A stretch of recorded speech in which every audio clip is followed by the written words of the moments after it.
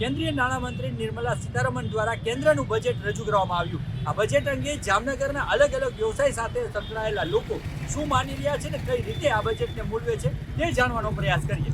નાણામંત્રીશ્રીએ 1 તારીખે જે બજેટ રજૂ કરેલું છે એમાં ખાસ કરીને એમએસએમઈ યુનિટો કે જે નાના ઉદ્યોગો છે એમાં ખાસ વધારે ધ્યાન આપેલ છે।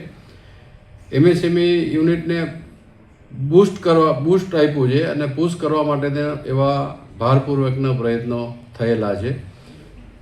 નાના ઉદ્યોગકારો અને સાથે સાથે બ્રાસ ઉદ્યોગ જે જામનગરમાં સ્થિત છે એ ઉદ્યોગો ઉપર નવા કરવેરા કોઈપણ જાતના આવેલા નથી, જેથી રાહતરૂપ ગણી શકાય અને બજેટ પણ સારું કરી શકાય।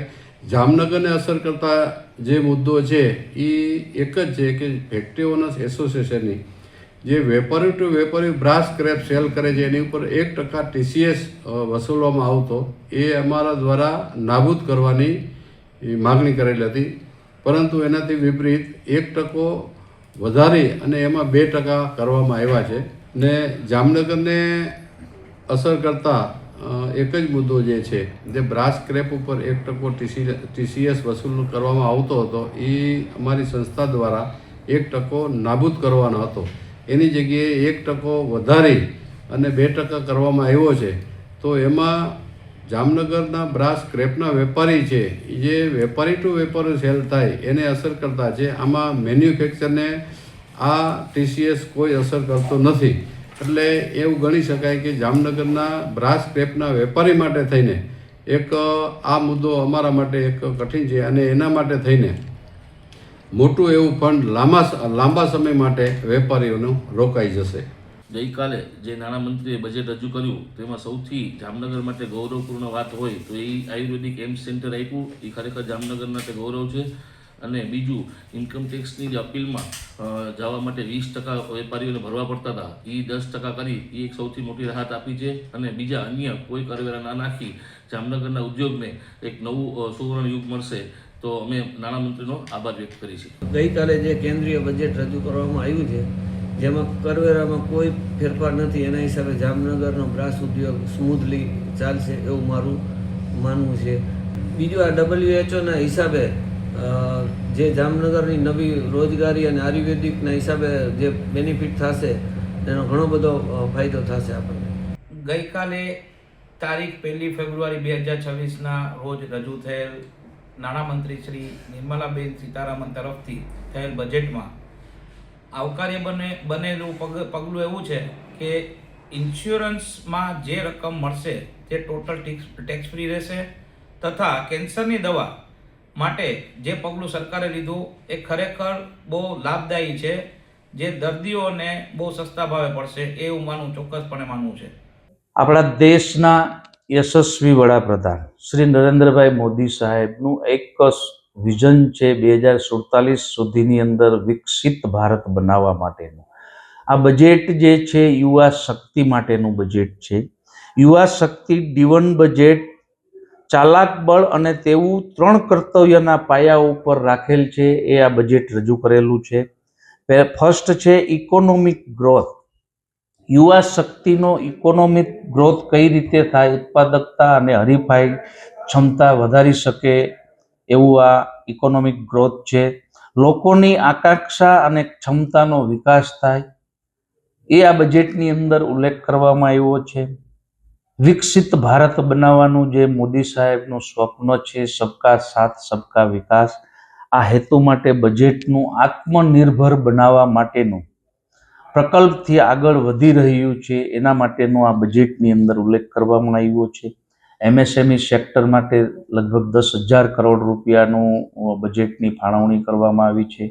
આપણા દેશનું MSME સેક્ટર આજે 11 કરોડથી પણ વધારે લોકોને રોજગારી પૂરો પાડતો આ સેક્ટરની અંદર જો 10,000 કરોડ રૂપિયાનું પ્રોવિઝન કરવામાં આવ્યું હતું તો આપણા માટે એક ગૌરવની વાત છે।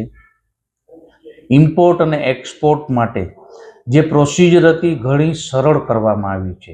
આપણા દેશમાં ઇમ્પોર્ટ ઘણું થાય છે, એક્સપોર્ટ બી ઘણું થાય છે. કસ્ટમ ક્લિયરન્સ માટે જે પ્રોસિજર હતી અત્યારે છે એક્ઝિસ્ટિંગ, એનાથી ઘણી બધી સરળ કરી છે. એ માટે હું ચેમ્બર વતી આવકાર કરું છું. આપણા જામનગરનું ગૌરવ કહી શકાય તેવું ગ્લોબલ ટ્રેડિશનલ મેડિસિન સેન્ટર માટે ઘણું બધું કેન્દ્રીય બજેટની અંદર ફંડની ફાળવણી થઈ છે, એ બી આવકારદાયક છે.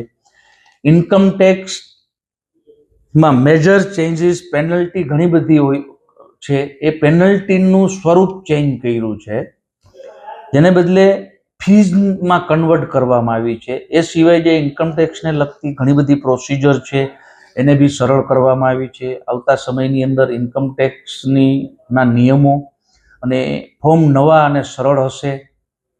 ઇન્કમ ટેક્સ રિટર્ન ભરવાની જે પહેલાં 2 તારીખ હતી, 31 જુલાઈ અને 31 ઓક્ટોબર, એ 2 ડેટમાં, વર્ષની 2 ડેટમાં 3 તારીખો કરવામાં આવી છે. વ્યવસાયિકો માટે અને ઉદ્યોગકાર માટે એ આવકારદાયક છે. TCS જામનગરનો બ્રાસ સ્ક્રેપ ઉદ્યોગ, બ્રાસ સ્ક્રેપની જે આપણે ઇમ્પોર્ટ કરીએ છીએ ટ્રેડિંગની અંદર, એની ઉપર 1% TCS હતો. એકમાંથી 2% કરવામાં આવેલો છે. એટલે એ એક થોડું બજેટની અંદર આવ્યું છે. ઉદ્યોગકાર મિત્રોનું ફાઇનાન્શિયલી ભારણ વધશે. એના માટે જામનગર ચેમ્બર ઓફ કોમર્સ અને ઇન્ડસ્ટ્રીઝ દ્વારા આવતા સમયની અંદર આપણા જામનગરના અને દેવભૂમિ દ્વારકાના લોકપ્રિય સાંસદ આદરણીય બેન શ્રી પૂનમબેનના સહયોગથી અમે નાણામંત્રીને રજૂઆત કરશું, જેથી કરી અને MSME સેક્ટર અને વધારેમાં વધારે બોજો ન આવે એના માટેના અમે પ્રયાસો આવતા સમયમાં કરશું. ચેમ્પિયન SME અને માઇક્રો એન્ટરપ્રાઇઝ સહાય હેઠળ 10,000 કરોડ રૂપિયા SME ગ્રોથ ફંડ ક્રિએટ કરવામાં આવશે, એવું આ બજેટની અંદર ઉલ્લેખ કરવામાં આવેલો છે. સેલ્ફ રિલાયન્ટ ઇન્ડિયા ફંડ જે 2021માં ઊભું કરવામાં આવેલું હતું, જેમાંથી 2,000 કરોડ રૂપિયા ટોપ ઓફ કરવામાં આવશે, જે માઇક્રો એન્ટરપ્રાઇઝની અંદર યુઝ કરવામાં આવશે. એ ખૂબ જ આવકારદાયક છે.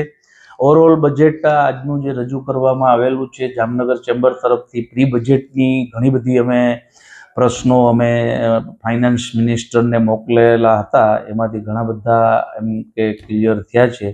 તો overall Jamnagar chamber of commerce વતી હું આ બજેટને આવકારું છું. Thank you. એકંદરે કહીએ તો જામનગર વાસીઓ આ બજેટને તમામ મોરચે આવકારી રહ્યા છે.